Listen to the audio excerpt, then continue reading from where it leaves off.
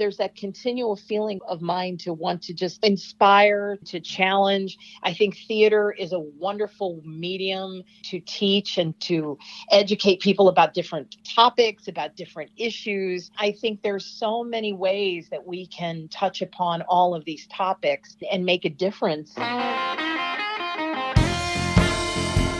Welcome to St. Louis in Tune, where we size up current and historic events involving people, places, and things in areas such as the arts, crime, education, employment, faith, finance, food, history, housing, humor, justice, and sports.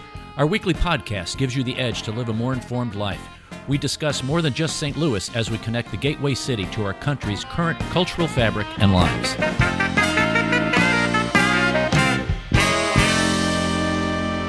Our guest is producing artistic director Sharon Hunter, who has worked as a professional actor, singer, director, and producer for many years. Originally from St. Louis, she has performed in plays and musicals, both regionally and in New York City.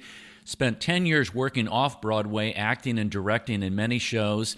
She's an adjunct professor at Maryville University, a founder and executive director of the St. Louis Theater Task Force, and creator and host of the podcast Moonstone Connections. And she's here to talk to us about the Moonstone Theater Company. Sharon, welcome to St. Louis in Tune.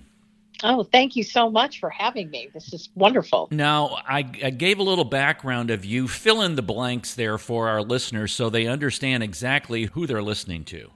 Oh, okay, I'll do the best I can here. Yeah, originally from St. Louis. I started out in broadcasting, actually. I was on Y98 and KZK. Years ago, I was the first host of Pillow Talk, the nighttime request and dedication show, and then just went on to do a lot of producing in radio, and I was a news director and that. But my first love and my original, what I did a lot in high school and college was theater.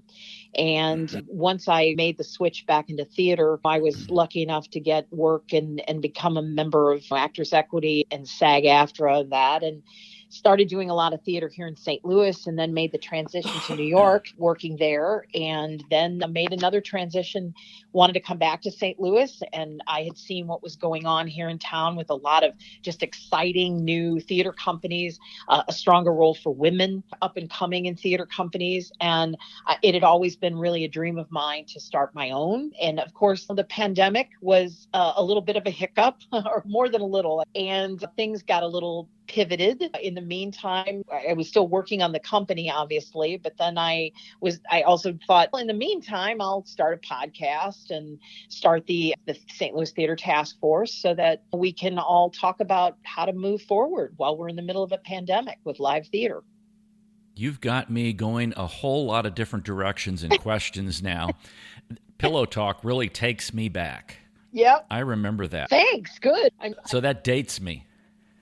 It dates me too. And I had a blast doing that because you really have a good time picking out music. And you're basically, as I've always described it to people, it's like being a bartender on air, because I would get phone calls and people would call me and they would say, I kid you not, this woman wrote me one time and said, I'm leaving my husband. I'm having an affair with a guy down the street. I'm writing him a letter. Can you play me a song? What? And sure, I'll get right on that. And I had to quickly go to the music library, and I was like, okay. So I think I chose, if I remember correctly, Bonnie Raitt's I Can't Make You Love Me. Because I was like, okay, yeah. And then she says to me, would you reading you the letter? And I was yeah. So yeah, I have some stories, but that'd be a great book. Yeah. In fact, I had also thought about turning that into a cabaret show. That would be perfect. Yeah, because then I can tell my stories and I can sing some of the songs that people requested. So that's still on my. Wonderful. That would be because you've done that cabaret before. That's another thing I've done is I did a lot of cabaret work when I was in New York, and I was lucky enough and blessed enough to work at the old Metropolitan Room. Remember that when that was going on, and Don't Tell Mamas and the Triad, all these wonderful clubs there. What about theater grabbed your attention in high school that kept the flame burning even when you were in broadcast journalism and working in radio and doing all those things, and all of a sudden it just came right back to the surface. What about it? I came from a very musical family. My father played instruments, sang, and was a dancer. My mother was a professional tap dancer when she was a teenager. So they started me in dance when I was about 3. So I think it's part genetic, but I always loved performance, and I always loved being on stage, and I always felt like it was the safest place for me. I felt more comfortable as a performer, I think, than I even did like just in interpersonal communication of being like in a room full of people and chatting. And I think some people might understand what that means. One's a little uncomfortable, but if I'm on stage and you have a spotlight on me, no problem. So I love that. And then I did dance for years, and then I did musicals and plays, and I was a pom-pom girl and all that. And so even when I was doing my radio stuff, I was still doing plays part-time.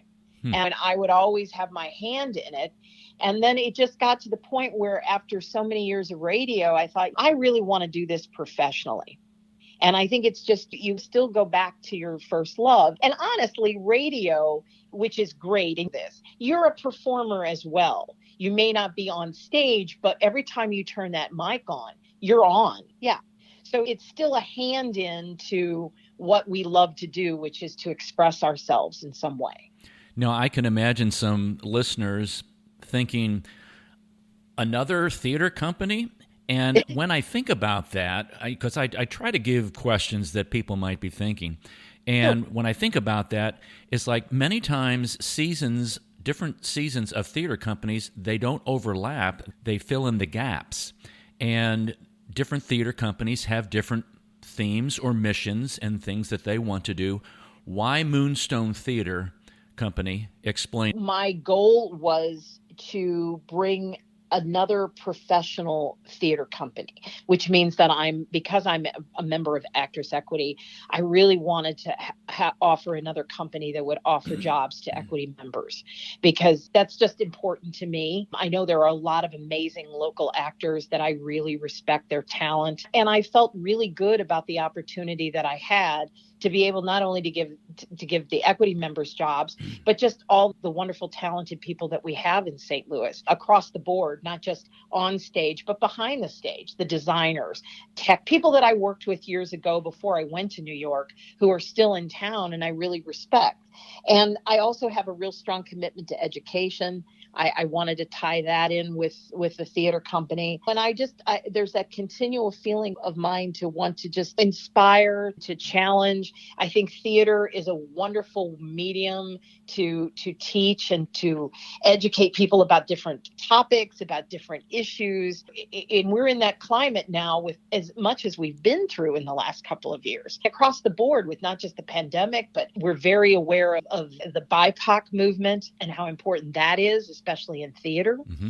And I think there's so many ways that we can touch upon all of these topics and make a difference, so that not to be, preachy, but to illuminate it and make it diverse for everybody, to also inclusive for everybody. It really helps people think about things that are going on. Exactly. And see, the season that I tailored the shows around mental health and how it affects the family.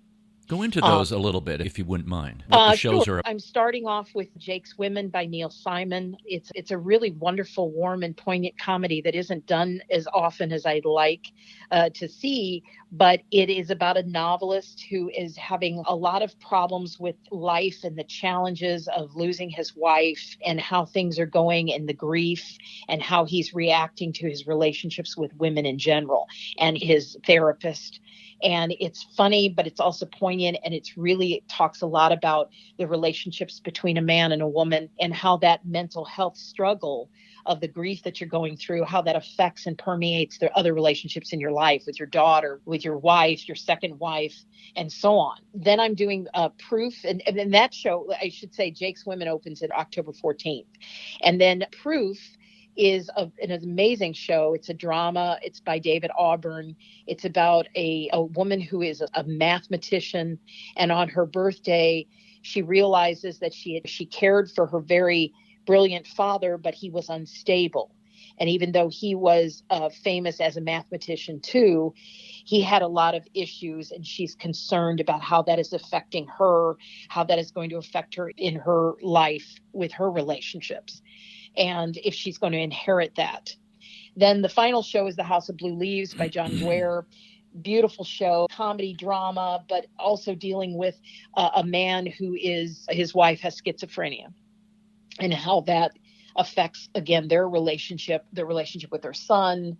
But it's all tied around in an interestingly comic way of the Pope that visits New York City in the 60s, and there's nuns involved who happen to show up at the apartment, and a lot of hilarity ensues.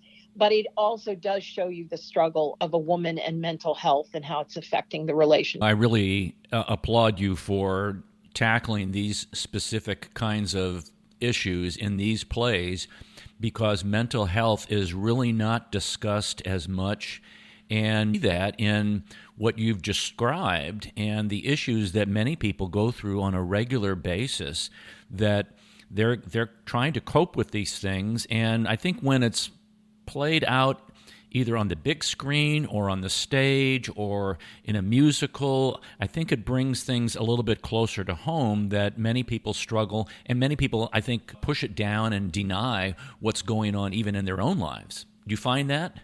Oh, I do. There's still a really sad stigma around mental health and how it's not talked about openly. It's not discussed. Families, I think there's that sense that they're not sure how to address it with their friends or their families about what's happening. And I think there is still that sense of they don't know how to approach it, and they feel bad about it. And I want that not to be the case, because it, as much as we deal with other illnesses and we are much more open about it and much more, I think, sympathetic to it, there's still a sense that with mental health, that it's something to be feared or it's something to be hidden.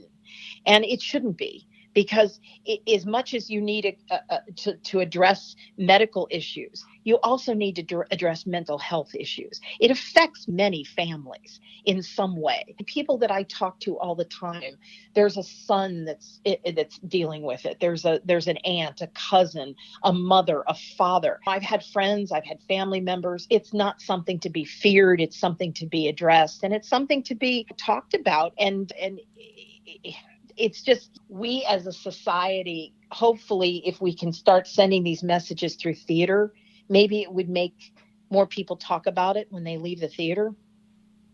That would be really helpful, because there's this stigma attached to that, discussing that physical health, we seem to have a little handle on. Mental health, we shy away from, or we don't know what to do with it. And talking about it is really a big thing, especially within families, because there's a lot of denial that goes on. There's shame, I think, goes on, especially if mental health gets to a point where it's very serious, threatening a life, etc., like that. So I really applaud you for doing this. The casts that will be doing this, have all the casts been chosen? Because I know your productions, they're going to be spaced out, and I want to make sure people understand that the timing of your theater company is spread out quite a bit here. So we've got October 14th, for the first show. The second show is going to be in February, the middle of February and March, and then the last show that you mentioned is next May. So I just wanted to put that out there for people. But also, right, folks, August 14th, tickets go on sale. Season and individual tickets go on sale. Yeah, and season tickets as well. Right. So that's a good thing. And and they can get those tickets. They can call 314-821-9956, or they can visit the website. It's moonstonetheatercompany.com/tickets. So I would encourage everyone to do that. And the shows are spaced out. It's all going to be done also, which I'm very excited about, the new beautiful Kirkwood Performing Arts Center that they have built on Monroe, right off of the Kirkwood Road, is stunning. And we are going to be in the studio theater in the Black Box there. We're so excited about that, because it's just a gorgeous gorgeous facility. And so that's exciting to be in a new space, to be doing all 3 shows there. There's wonderful parking. It's really, they've done a lovely job. And I can't commend the city of Kirkwood enough on how beautiful this new place is, and so exciting for theater in general. There's so many theaters that are going to be doing things there now. Now, I've not been there. What is that venue like inside? How intimate? The actual facility, when you come in, is all glass windows. It's 2 stories. There's a main stage where already theaters such as Stages and Winter Opera, they're performing in there. Then if you go a little over to the right in the building on the right side, there's this beautiful studio theater. It's a black box and it's just stunning. And that's where we'll be in there. And they have an upstairs lounge. It's just really state of the art. It almost looks like a little Lincoln Center is what we're calling it. That's cool. That's cool. Yeah. So, yeah. Sharon, why don't you give us that ticket information again? What is that phone number?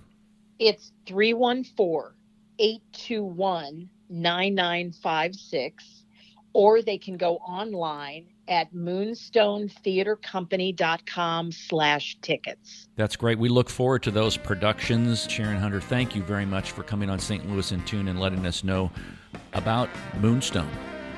Thank you so much. I really loved talking to you. This was great. Thank you again. Have a great one. You too. We appreciate you listening to this episode of St. Louis in Tune. Take time to look at the show notes on the website for everything that was mentioned on this episode. St. Louis in Tune is produced in cooperation with KWRH 92.9 FM and Motif Media Group. For St. Louis in Tune, I'm Arnold Stricker.